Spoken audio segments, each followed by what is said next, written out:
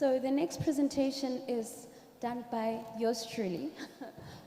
And I'll be just taking you through how to create banking cybersecurity strategy. So it's been quite fun watching other people do it. Now it's my turn.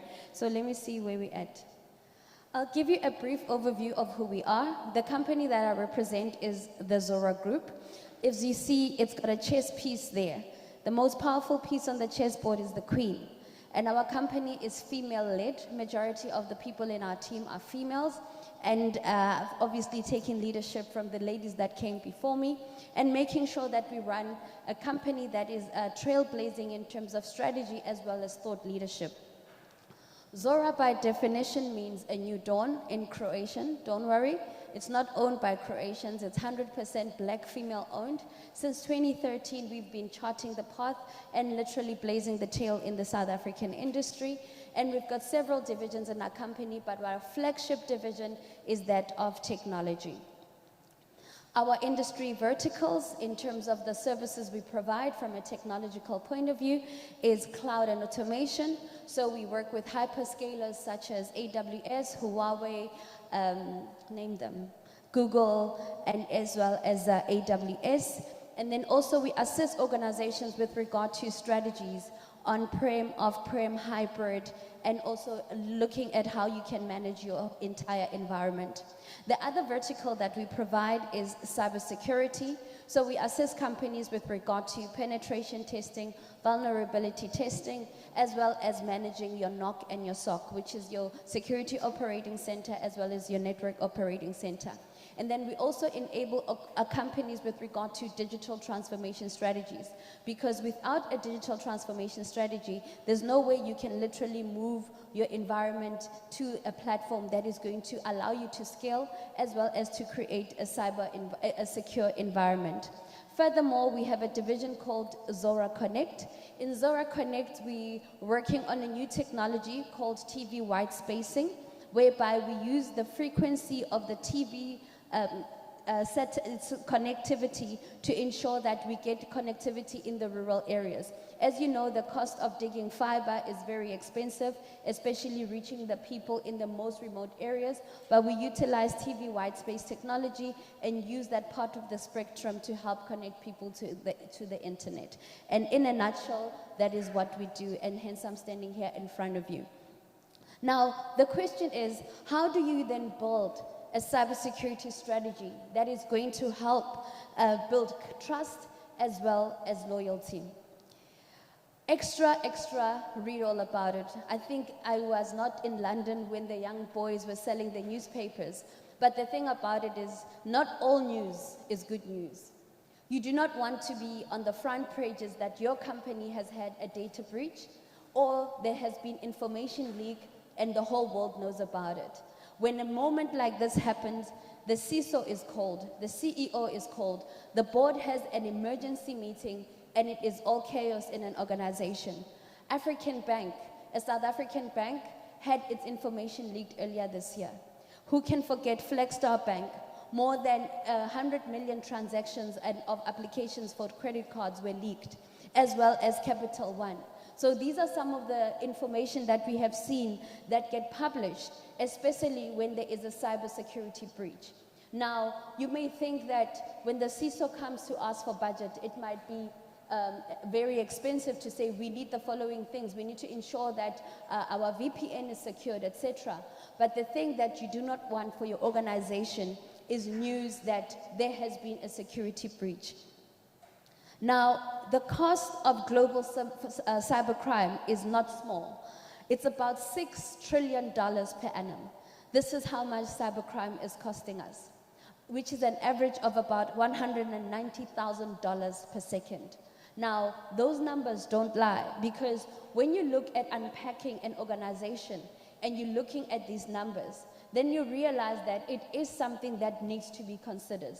And you know, the face of cyber criminals has changed. Over the years, we thought it's some nerd sitting somewhere, but anybody is now a cyber criminal. During the time of COVID, the drug trade reduced and the one of cybercrime increased significantly high. And this shows that this is something lucrative for those that are on the other side. And you as an organization, and you need to see what strategies you need to put in place to make sure that your environment is secure. Now, there's different type of cyber attacks. You know, when people come into your environment, people think that it's maybe phishing through getting information. But the thing about it is the importance of building a cybersecurity strategy. If you do not know your enemy, you would not know which weapon to use against them. So if somebody comes to you with a gun and you are holding a little knife, they are going to annihilate you and literally take you out, right? But then you need to understand the type of cyber attacks. We've got phishing, whereby they literally take your information. And then you've got, for example, SQL injection, whereby people penetrate your database and literally take that information and use it against your company. Man-in-the-middle attack, we have spoofing, etc. And then you look at, for example, cross-site scripting, whereby they take your information and make it, mirror it with different websites. And also, if you look at, for example, eavesdropping attack, they look at the activities in your environment, and then what they do, then they pounce on you. And then also we have the famous one, ransomware. Ransomware, what they've done of late is they look at your financial statements first. So for example, the penetration through ransomware, they send an email to your finance, and your finance will say accept. By so doing, they enter into your system and they know how much you have, and they do a ransom and say, if you do not pay us this, we are going to maliciously attack your systems. But the thing is, once you deny, they have all that information in your financials. So it is very important to understand who is going to be doing what type of threat, and then protect yourself against such. There's the whole circle of data breaches. Let me just move and just go through this. So there's the different circles with regard to data breaches. You know, the one that's in the middle is the one that you have control of. And then which by what data you have put online, you've got control over that, the passwords, and how much effort you spend in terms of cybersecurity. But the thing is, as we grow outer of the circle, you realize that it becomes more out of your control. So then this middle circle is the circle of influence. For example, your cybersecurity policy, your software apps, you know, now you've got a little bit of control. But then the one that is on the periphery is the circle of concern, whereby you do not have control at all. And for example, it is the dark web. You do not have access. You don't understand who is out there, other people's behavior, who has got malicious intentions against your organization. Then you're looking at, for example, the new software you might have implemented, if it might have vulnerabilities. You don't have that, and that creates a possibility of a data breach within your environment. So what's the most important part is that you need to make sure that you can secure yourself here on the red block. You know, how you update your devices, how much your passwords are secure, and then for the stuff that is in the periphery can be prevented to come into your environment. Now, when you're developing a cybersecurity policy, there are things that you need to consider, right? Because as we said, that you've got the environment that you can control, which is at the center, and this is the part where you come in. And in terms of having a cybersecurity enforcement, right? And this is going to align with your customers. So you look at, for example, the organizational policy. Make sure that you document it and make sure that it is applicable in your environment. And the organizational policy also applies to your customers. For example, when they use internet banking, you provide them with the information. I'm aware of phishing scams and I will not click send. So your policy would outline those type of things to say, if somebody sends you an email, and they say, please give us your PIN, you do not respond to such. So that will be covered under your policies. Then you look at, for example, the apps that you have that protect your environment and your infrastructure. You look at, for example, adaptive access. You look at how you encrypt the data that you have in your environment. And then also you look at, in terms of your infrastructure, you look at access runtime control, as well as threat protection. You need to make sure that when you build your cybersecurity strategy, you put these things into consideration. Now, a thing that sort of comes out of your control is, for example, the identities, multi-authentication factor. Because the thing is, if we have people who, let's say, change devices, you need to make sure that within your environment, the policy informs the people when to use the devices, the device inventory, so that the passwords are not interchangeable and cannot be continually changed. And there is a policy that governs how people change their passwords. And this is important because now this is how holistically you can literally have an enforced cybersecurity policy within your organization.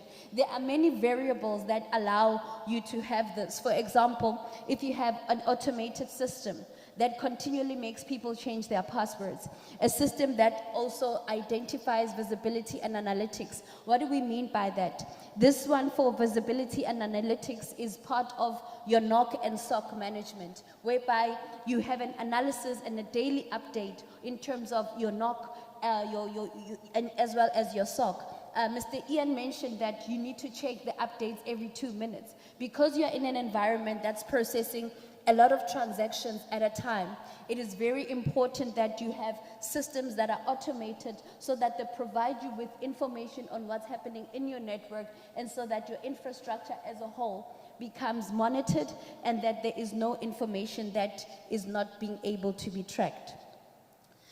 Now, I'm just going to give high-level steps in terms of building a cybersecurity strategy. Number one, you must understand the threat landscape. The threat landscape is looked at in the previous picture, whereby I showed the type of people who attack an environment. So you need to understand and examine the threats, and then determine which threats would come into your organization. Because, for example, banking, phishing is one of those threats that will be more higher than any of the other cyber threats. So you have to make sure that you do if and scenarios to see, how do I protect myself against threats that could come into my environment? And then also you look at the trends and you mitigate. I mean, you become one step forward ahead of those who are actually creating the threat. So what you can do is say, let me understand the trend. So the trend, when they want to phish, they will say, herewith kindly find attached, confirm your information from your bank. Now that you know that, then you can inform your customers in terms of how they need to mitigate that. Number two, you must assess your cyber security maturity. There are lots of cybersecurity maturity models as well as frameworks. And once you do this within your own environment, you will understand where you need to be. This also forms part of establishing a gap analysis to say, this is where we are, this is where we fall short, and what are the gaps that we need to close. And then by so doing, you develop a roadmap so that you are able to enforce a framework. The frameworks provide a standard of best practice. And by so doing, you'll be able to chart a way that enables your company to be able to have a clear and effectual assessment of your environment. Number three, determine how you're going to improve your cybersecurity program. You must always have improvement and learning in your environment. So what we need to do is that looking at options with regard to reaching a certain level of maturity. By so doing, we are closing the gap and making sure that you're able to obtain a certain level of maturity. And then continually reviewing your proposals as well as your strategy to review it and design it. And then also, what is number four, make sure that you improve and you continually develop your cybersecurity program. What do we mean by that? The people who are malicious, they're continually improving on the way they attack your environment. They're continually looking at ways on how to target your environment and get the information. So once you do this, you are able to have, as we indicated, a maturity level and a roadmap and policies that your company can implement to be one step ahead of the game. Now, By doing all of this, you need to determine the return on investment with regard to having a cybersecurity strategy. Now, I looked around for formulas with regard to what is the return on investment for cybersecurity? What is the return on investment for having this? But the thing about it is, it's very difficult to quantify a return on investment for a cybersecurity strategy. But the thing that you need to consider is the cost of the loss of competitive advantage for your brand equity if data was lost. So you saw the newspaper articles I showed you. You can imagine they are lost in terms of brand equity. And this is important when you actually developing your cyber security strategy. And then also the projected financial growth. You might have, for example, envisaged that you're going to have so many net new customers. You're going to sign on in terms of the retail banking. This is how you're going to improve. But if you have information in the papers that stipulates that your data is leaked, your information goes out, it becomes a challenge in terms of having consumer trust. And this is a risk that you also need to consider when you look at the return of investment. And then also the potential loss of revenue. As indicated that when a cybersecurity attack happens, there is a lot of issues that happen in an environment. And also you need to check that, are you willing to take that risk on your brand? Are you willing to take that risk on your company if you're not going to have a cybersecurity strategy? So with that succinct presentation, I just wanted to give you a high level in terms of overview in terms of how you can briefly develop a cybersecurity strategy and things and policies you can implement in your business. Thank you very much. Any questions?